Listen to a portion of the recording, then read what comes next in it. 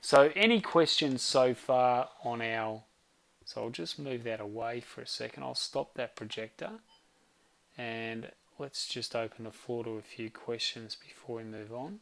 So I'll check that 3 lots. I think that the reason for that one may be that it could be that is just the standard account. We want to say that we don't care about a losing run. Karen's right. There's definitely stress associated with having losing runs. But what we've got to do is we've got to get to a point where, and this is when we do the trade psychology component, we've got to get to a point where we separate losers from any type of, we don't want to have really a lot of ownership of our losing trades. So we don't want to have a connection between a losing trade and how that makes us, how that reflects on us personally. Because really, we're going to have winners and we're going to have losers. And we can't really, there's no value in having a personal attachment to losing trades or feeling as though we're responsible for that. So as long as we, exactly, so we don't want to, it's a terrible term, and the thing we've got to move away from, and this is what really affects a lot of traders, is that a lot of traders feel a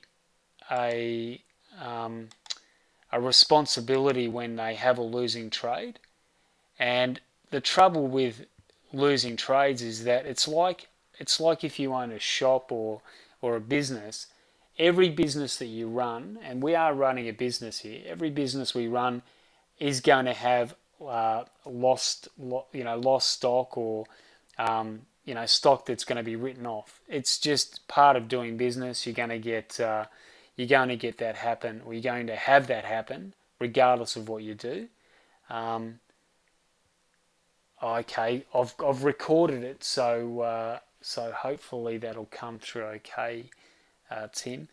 But like I said, we're all going to, whether we're running a business here, so we've got to look at our losses really as part of the cost of doing business. So if you think about your trading or your business as you're trading as there's income and expenses, and part of that revenue balance sheet at the end of the month is going to be made up of winning trades and losing trades, and they're just income and expenses based on your trading business.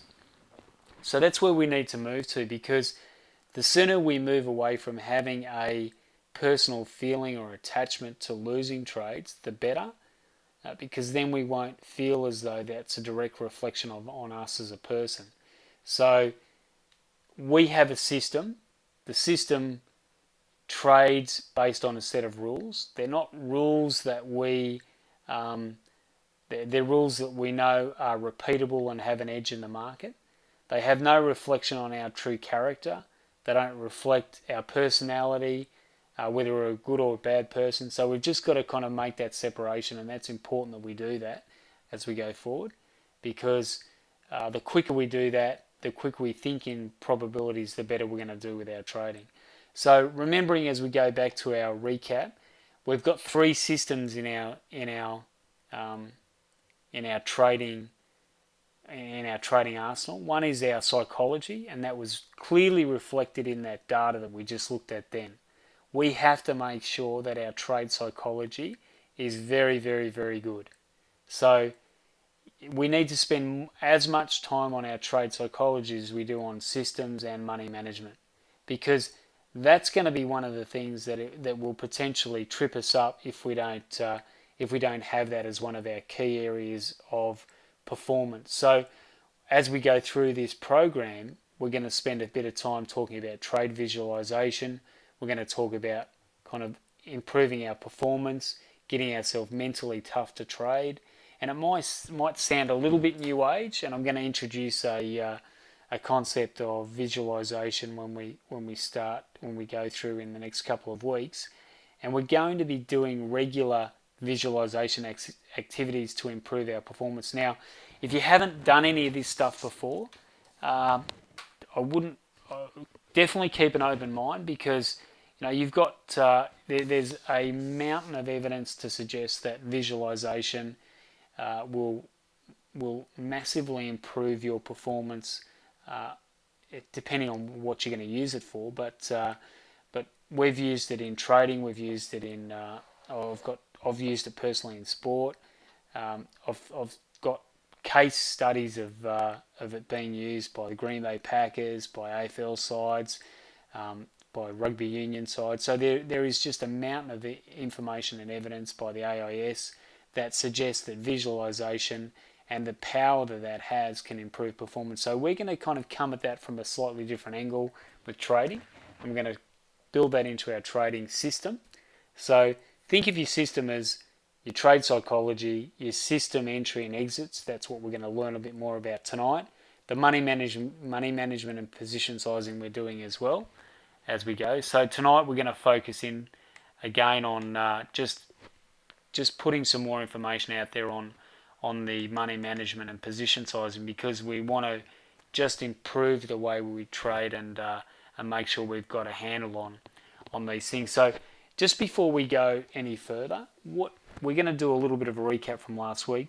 Now remember we spoke last week about two types of methods for increasing or decreasing your, we called it bet size or trade size last week. The first one was martingale and the second one was anti-martingale.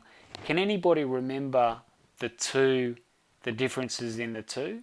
Do we remember what we would typically use in trading? Because they're two very distinct terms, and we just have to be aware of what we're doing, because when we're trading, so martingale is the one where you go to the casino, you're on the roulette table, you're having definitely a bad run, and you decide to pull out all stops and double down on or double up on your losing trades. And the double up strategy has one outcome, and that's just disastrous. So we definitely don't want to be doing that. Now, there are people in the trading world who believe that adding to your losing trades is a way to dollar cost average or reduce the cost of your trading.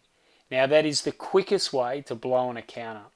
So you never, ever, ever, you might want to write this down for the journal, you never, ever, ever, ever want to add to a losing position, ever. So we're going to underline that, put that in asterisks, put it to that should be in the 10 unbreakable rules. So we never want to add to a losing position.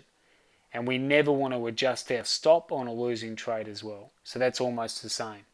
So one thing we do, so martingale is definitely out. We don't want to be doing any of that stuff. So anti-martingale is really the trading component. That's where we want to take advantages. As equity increases, we're going to increase our risk, and as equity decreases, we reduce our risk. So it's a way of us managing our trading according to having a good run and a bad run, making sure we take advantage of that. So one thing we spoke about last week, and I'm going to just test you on this one now as well, is we said that good trading systems have a positive expectancy, good reward to risk, and good money management and position sizing. So what is a positive expectancy? What does that mean for us as traders? What does that actually physically mean? Does anybody want to have a crack at the positive expectation? Now, that would have come out in the coin flipping exercise. So remember, with the coin flipping exercise, we're winning $2 for every dollar we risk. So every time we flip the coin, if we lost $1. If we won $2. So that had a 50-50 win rate, didn't it? So it will, thereabouts. It was we were winning 50% of the time, losing 50% of the time. We were getting $2 for every winner, losing $1 for every loser. So that as it's that's showing a positive result, a positive expectancy. So it's telling us that our winning dollars per trade were positive rather than negative. So at the end of the exercise, you would see that your profitable after you've taken your win rate out, you're losing trades, you're winning trades, and you've got a net positive result. So positive expectancy is critical. Now, if we did the coin flipping exercise and we turned it around and we said, right, well, for every you're going to lose $2 for every flip of the coin, and you're going to make $1 for every hedge. You're going to make $1 for every tail. You're going to lose $2. Would that be a positive or a negative expectancy on our trading? So if we're losing twice as much as we're winning, and we know we've got a 50-50 win rate, so it's only going to be one way. It's a negative expectancy. So it doesn't matter how good we are as traders, how fantastic we think we are, how great our strategy runs. If we get down to a 50-50 win rate and we suddenly find that our system starts off with a risk of, say, $150, and it only at its best can pull in $100, then we're in a bit of trouble. So we need to make sure that whatever we're trading, it doesn't matter what it is, whether it's crude, gas, soybeans, the DAX, the Euro futures, pound futures, we always need to be thinking about our positive expectancy. So as traders, we're always going to be thinking about the dollars.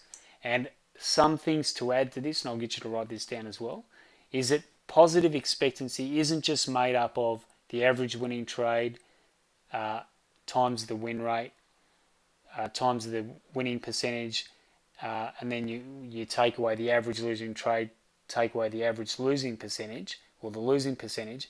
It's not just that formula. We also need to think about cost of trade, and we also need to think about the opportunity that we trade, how often we trade, and we want to think about slippage as well, because they're three things that are going to impact on our positive expectancy.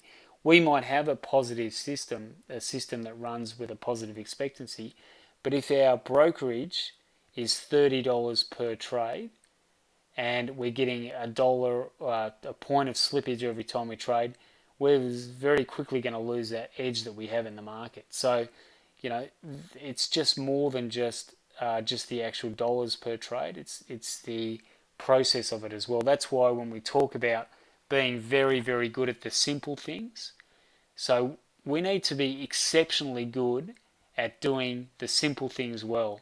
And the simple things are making sure that we've got a great broker, that we place our trades well, that we make sure that we're watching for slippage, that when we're trading, we're not jumping into trades, ahead of time, that and we're not taking trades that potentially are going to expose us to slippage, where we're trying to get a breakout, where we know that there's potentially that momentum that's going to push the market and give us that slippage. So all these little things are going to help us as we go along. Risk to reward. So that's one of the big things that we need to focus in on. We need to make sure that as we're trading, we've got that reward to risk. We're going to go over and over and over this, and this is really one thing that we have to make sure that is definitely something that we have in our trading, and that's going to help us with our positive expectancy. So one thing I'm going to talk to you about now is geometric growth. Now, what you saw on that trading account, how that account went from $39,000 profit, and with using proper money management, was able to get up to around about 300,000 over the same period, but just using a process of applying money management, which we're going to go through as we go through the exercise.